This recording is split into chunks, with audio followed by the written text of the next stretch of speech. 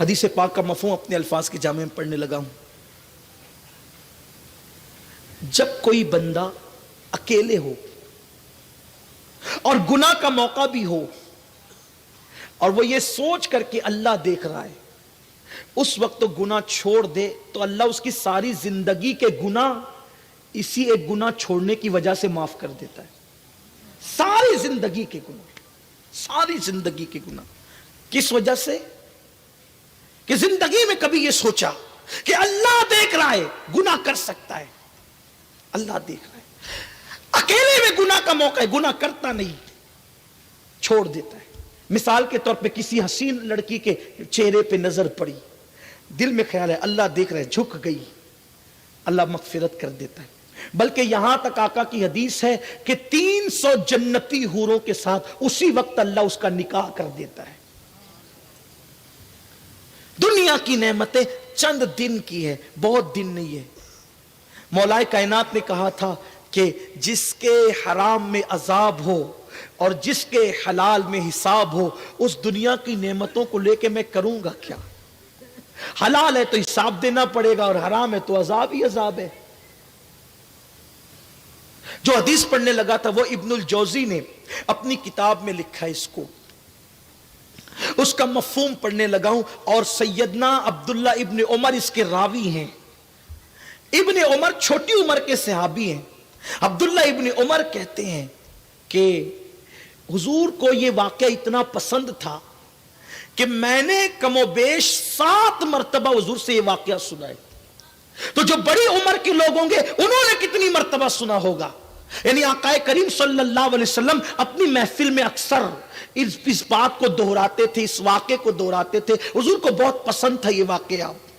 ابن عمر کہتے ہیں کم سے کم 7 مرتبہ تو میں نے سنا ہے کم و بیش، چھوٹی عمر کے باوجود. وہ واقعہ کیا ہے؟ وہ واقعہ یوں اللہ کے حبیب کے فرمان کا مفہوم ہے کہ بنی اسرائیل کے اندر ایک شخص تھا، اس کا نام کفل تھا. اور کفل کی عادت یہ تھی کہ کفل بڑا گنہگار، بڑا عیار و مکار، بڑا پاپی تھا. اس کا حال یہ تھا کفل کا، اللہ اکبر، کہ کفل کی رات کبھی ایسی نہیں گزرتی تھی کہ اس کے بستر پر کوئی نئی لڑکی نہ ہو. یعنی ہر رات اس کے لیے وہ زنا کے لیے نئی نئی لڑکیوں سے رابطہ کرتا، اپنی دولت کا مس یوز کرتا، اپنی دولت کا غلط استعمال کرتا. ہاں یہی حال تھا کفل کا کہ کفل جو ہے روزانہ شام سے پہلے اپنے لیے کوئی نیا شکار ڈھونڈنے کے لیے نکلتا اور اللہ نے جو دولت دی ہے اس دولت کا غلط استعمال کرتے ہوئے اس لڑکی کی آبرو کو وہ خرید لیتا اور اس کے ساتھ وہ بدفعلی کیا کرتا تھا. ایک دن کفل اپنے نئے شکار کے لیے جیسے ہی اپنے گھر سے نکلا،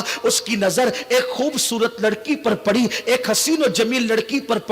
کفل نے جیسے ہی خوبصورت لڑکی کو آتے دیکھا، لیکن اس کی حیرت کی انتہا نہ رہی کہ لڑکی جب آ رہی تھی تو وہ ضرورت مند تھی اور وہ لڑکی اپنے محلے کے لوگوں سے قرضہ مانگ رہی تھی. مجھے چند سکے دے دو، مجھے پیسوں کی ضرورت ہے، مجھے چند سکے دے دو، مجھے پیسوں کی ضرورت ہے. لیکن کسی نے بھی اس کو قرضہ نہیں دیا، حالانکہ وہ بھیک نہیں بلکہ قرضہ مانگ رہی تھی. اللہ اکبر. حالات کی ماری وہ خوبصورت لڑکی جب لوگوں سے قرضے کا مطالبہ کرنے لگی لیکن کسی نے بھی اس کو قرضہ نہیں دیا تو کفل نے سوچا موقع اچھا ہے، انسان احسان کا بندہ ہوتا ہے. تو کفل نے کیا کیا، جیسے لڑکی قریب آئی اس کو چند درہموں کی ضرورت تھی، کفل نے سینکڑوں درہم اس کی جھولی میں ڈال دیے. کہتے ہیں کہ انسان احسان کا بندہ ہوتا ہے. جیسے ہی اس لڑکی نے تشکر کے انداز میں اس کو کفل کو دیکھا، یعنی شکریہ کے لب و لہجے میں اس کو دیکھا، تو کفل نے مسکرا کر کے کہا او لڑکی، میں نے تجھے جو کچھ دیا ہے